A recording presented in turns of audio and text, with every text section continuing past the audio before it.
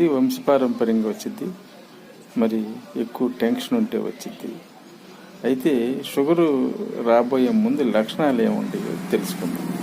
Sugar రాబోయే ముందు ఎక్కువ నీరసం ఉంటుంది. రేత్రిపూట 5-6 సార్లు 7 సార్లు యూరిన్కి వెళ్ళటం జరిగింది.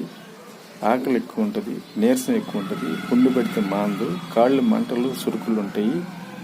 మరి కాళ్ళు మంటలు సురుకులు ఉంటాయి, నోరు ఎండిపోయిద్ది, నోరు పెట్స్ కట్టిద్ది, విపరీతంగా దాహం అయిద్ది. మరి కాళ్ళు మంటలు సురుకులు ఉంటాయి, బాగా నీరసం అయిపోతారు, మనిషి తగ్గిపోతారు, పుండు పడితే మాందు, కంటి చూపు తగ్గిద్ది. ఈ లక్షణాలని ముందు షుగర్ రాబోయే ముందు తెలుస్తుంది. కొంతమందికి ప్రైవేట్ పార్ట్స్లోనూ ఆ టెస్టికల్స్ పెన్నీస్ మీద ఎలర్జీ లాగా వచ్చింది, బాగా ఈచింగ్ వచ్చింది. అదే ఆడవాళ్ళకైతే ఆ వెజిన్ అంతా కూడా ఈచింగ్, బర్నింగ్ వచ్చి యూరిన్ ట్రాక్ట్ ఇన్ఫెక్షన్ కూడా రావచ్చు.